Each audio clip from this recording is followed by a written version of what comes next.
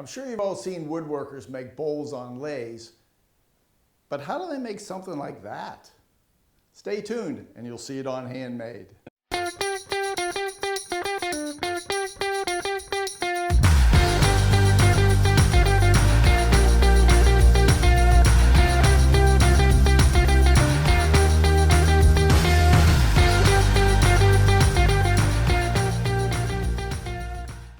Welcome to Handmade, a series about artisans and craftsmen who use their creativity and skills to make unique works of art. Not only will you see these artisans at work, but you'll hear about their creative process and how they acquired the skills to make their unique pieces of art. So come on, let's go visit the studio of today's featured artisan. Dick Hoffman has been an accomplished woodworker for over 30 years. Like many craftsmen, he makes a variety of different projects, but his specialty is making complex bowls and vases on a lathe. The shape of the bowl, you can see the wood is different. Obviously we have white and dark and in between. Negative spaces. Thanks for inviting us in. Well, thank you, Greg. All right. I'm really looking forward to you working on the lathe and showing us how you turn wood. But before we do that, let's talk a little bit about the design phase. What are the different elements or variables that go into making different kinds of vases? Well, there is a lot of discussion. If you go out into a lot of the YouTubes and things like that, they talk about wood talking to you. Right.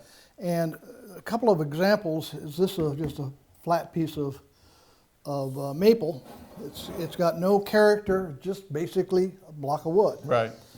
And so what do you do with that? Well, you can make a nice salad bowl, or you could actually enhance it in a lot of different ways. So that one is one that I would probably add some elements to. Okay. This guy is a piece of cherry, and it's a burl. You can see on the back side here, it's got all sorts of bumps and lumps. And what that is, a tree gets insects in it, and it tries to protect itself, and so it actually forms wood around that intrusion. Okay. And as it keeps going, it develops this burl, and the burls have all sorts of different grain patterns. So that's one where you probably wouldn't want to do an enhancement of it. You want to have the wood come out and make that a very, very interesting bowl. Okay. But some of these others, there's elements of design in terms of the shape of the bowl. You can see the shape's different. You can see the wood is different. Obviously we have white and dark and in between. One of the other elements that you can have is the negative spaces. And so this one has been carved so you can see how thin it is, and if you didn't have those negative spaces, it wouldn't look the same. You can also end up having a bowl that you have to support. And so the element of the stand, and you can do embellishment. And this one was a piece of wood that is actually black locust. And when I started turning, I realized it was a nice yellow color. And as I looked at that, it says, I just melted a candle that was yellow on a piece of wood. And I said, that kind of looks like candle wax. So what I did is, this is the carved, so you use a carving tool and actually relieve it so it's actually, you can see it's sunk in. It's not that this is proud, but that's been carved under. And then you actually create a texture on it with a Dremel or other tool like that, and finally use India ink to paint it. So that's got the embellishment component of it. So those are the various design elements that you think about when you're starting to turn a bowl. Where do you get your ideas for these things? Because they're all completely different. Yeah. Some of them, you look at pictures, you see things. I had one that we'll show maybe later is when I was in a studio in ceramics, and they had developed this bowl that had really, really different shapes. It was round, but it had a checkerboard in it, it had swirls, and I said, I wonder if I could do that in wood. Right. And I tried it. A lot of them, you get in there and say, I want to try something, and I'll try to draw it or use software in order to draw it. and say, I don't like that. And I play with it until it looks good to me, and then I'll put it on the lathe and start turning. So when you make a project, can you see the finished piece when it's done, or does it evolve as you go along? Most of these all started as I knew where I was going. Right. Okay, with the exception of this one. That's where I was making just a regular tall vase, and as I got into it, I saw the wood, and I totally changed my design based upon what the wood said to me. Right. You know, when you started out years ago making these, it was all probably paper and pencil. Oh, yeah. But now you've gone to like 3D software. What are the advantages of using software? Well, the major advantage is that you can visualize it and see what it looks like without ever having to invest in a piece of wood or spend hours on the lathe. You know, you spend a couple hours on a piece of software, and if you don't like it, the nice thing about it with the software, you can change it. Right. So you can say, oh, gee, I wonder what would this look like if it were a little taller or a little wider, or if I put a stand on it, or whatever you want. I see. And you can do all that in a matter of literally minutes as opposed to hours on the lathe. So. And I think it also probably helps you if you're making something that has 2 or 3 layers to it, how to do that beforehand. And then that way you can just have it all glued up and everything before you get it over to the lathe. Yeah, that's really important, and not only in the turning, but especially when you're dealing with furniture and other things. What's unique about this one? Okay. Well, first of all, this is a very interesting bowl. It's one that I did up in Aramont teaching, and the interesting thing is it's not solid, it's hollow. And when you blow on it, the little bit of pressure pops it open, and you now can see what it looks like. And those lines, when you put it back together, line up perfectly. So it's kind of a fun little bowl. That's the only one. That's an action toy. The others are just to look at. All right. Well, listen, that's terrific. Let's head into the lathe, and you can show us how this stuff actually gets turned on the machine. Okay. All right. So here we have arrived at the lathe. This is all the fun begins. I see you've changed outfits on me. Yeah. When you're turning, it throws off a lot of chips. Right. And if you have on long sleeves, it can get caught in the turning lathe and be very dangerous.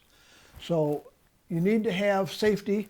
I'm not going to remove my watch because it's tight to my wrist. And we're really not going to do a whole lot of sanding, so I don't have to be concerned with dust. So the only thing I want to do is make sure I don't have long sleeves on, because that's the most dangerous thing of the lathe. Okay. So what we've got here is a piece that is going to be the final turning. It started off where we have taken a single block, cut it in half, and put a piece of paper in it. That paper allows us to split the wood after it's turned without having to cut. And it's a very simple, tried and true technique. We've also cut it along the edges here and glued in some accent pieces. And then on the bottom, we've just simply drilled a hole, and that hole is what we actually use to mount it on the wood.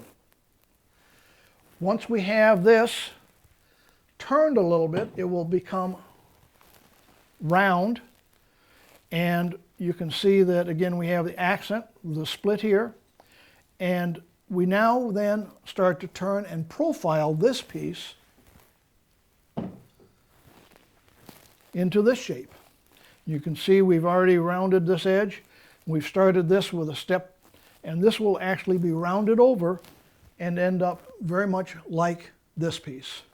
Turn this using a bull gouge, which is basically a primary tool for most turners. It's very versatile. We can do the outside and the inside with this one tool.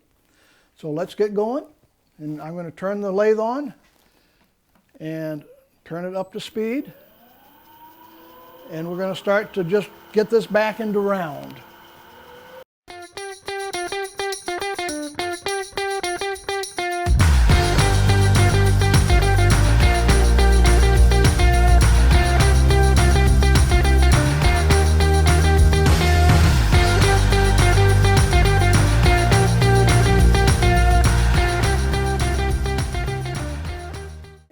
The bottom, the top, which will eventually be drilled, and you'll have the hole in the center of the bowl.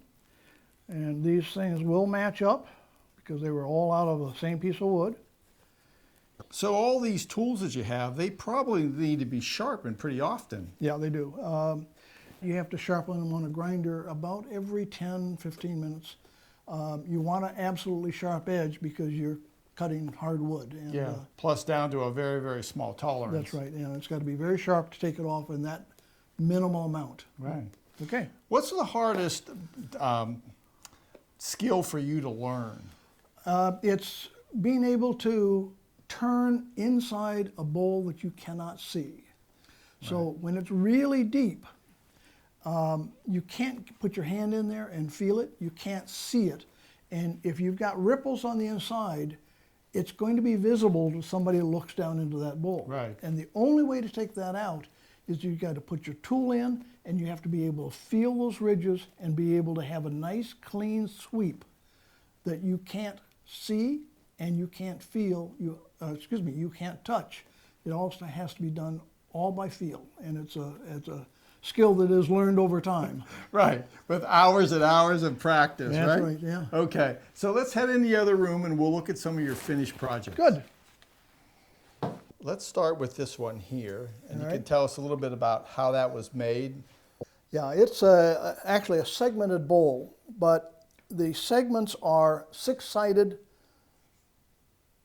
elements that go vertically up through the bowl. And if you notice that every element is surrounded by a darker piece of wood and then a lighter piece of wood, and then the next one is a darker piece of wood because it's got to be symmetrical with the pieces beside it.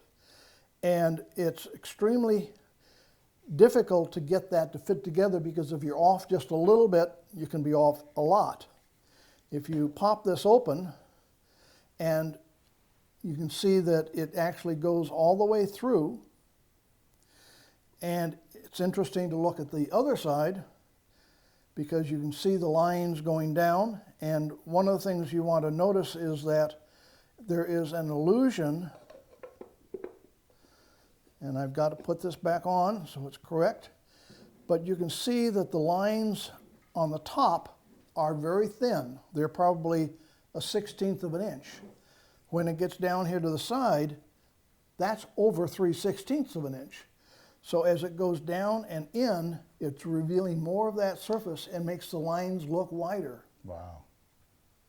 When in fact, it all started exactly the same as shown in the top. That's really amazing that visual comes through. All right. Let's look at this one here because this has this metal embellishment and a unique finish on it. So talk a little bit about those two items. But it is unusual. It's a very unusual shape, being fairly bulbous at the bottom. And this is brass that has been formed around the bowl, and there's actually carving relief between the bands and above it. And there's basically a gold leaf paint that has been put in there to give it an accent for the texture. And the paint is what's called cloud paint. Translucent paint that you put a drop on, and then you take a straw or an air gun and you blow it around the various surfaces. See how this one was spread out, and simply by putting air on it. Or you can move it around and it'll actually go. You can take a small one drop and it will cover an area probably 2 inches if you want to. But it's a very unique paint, and it's quite an interesting bowl. Show us this one, the beginning and how that was made. Well, we have a wood turners group that meets downtown at Woodcraft, and we have a wood auction every year. So they auctioned off this wood, and that's what it looked like when I bought it. When I cut it, it was a burl, and it was sold as what was called fogwood. Fogwood? Found on ground. Nobody had a clue what kind of wood this was, and it's clearly an exotic wood of some sort. And when we actually turned it, you end up with all these holes, and you can see here how they have to be filled, and I filled it with a white colored epoxy.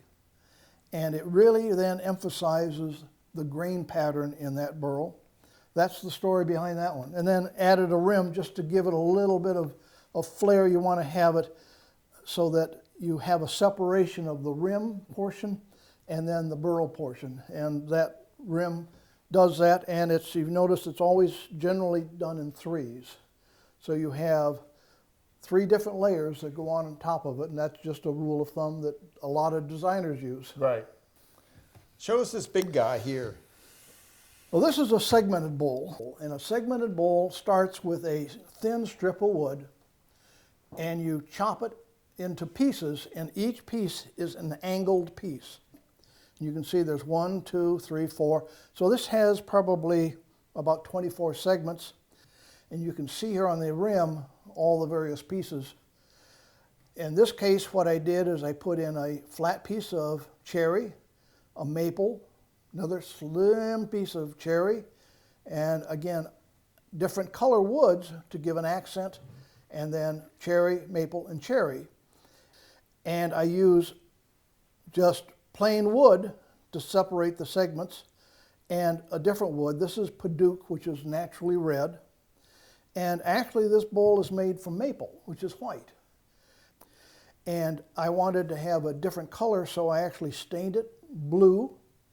And then after that dried, I put on a transparent black. And it comes out with this blue-black finish. You add your top rim, and of course you sign it. Sure.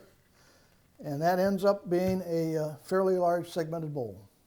Show us this one. I like this one just from an art standpoint. Yeah. This one's really different. Notice it's actually made up of a couple of interesting pieces. Certainly a lid. The bowl itself is a round bottom bowl, and it's made out of spalted wood. And spalting is actually a fungus that grows inside the wood, and they want to mark their territory and keep other fungus out. So these black lines mark their territory. So don't cross it if you're a fungus. But it ends up with a beautiful, beautiful design. In order to have this thing stand, we wanted to have something to hold it up and support that. I had to build a base, and the base is actually of several components. One is I took and made a half bowl, glued these two together, so you can see that there is a seam that goes right up here, right, and that's the base. The other part of that bowl is used on this piece, and if you look at it, there's a seam up here too. So this is not a flat piece of wood, it's actually cupped a little bit.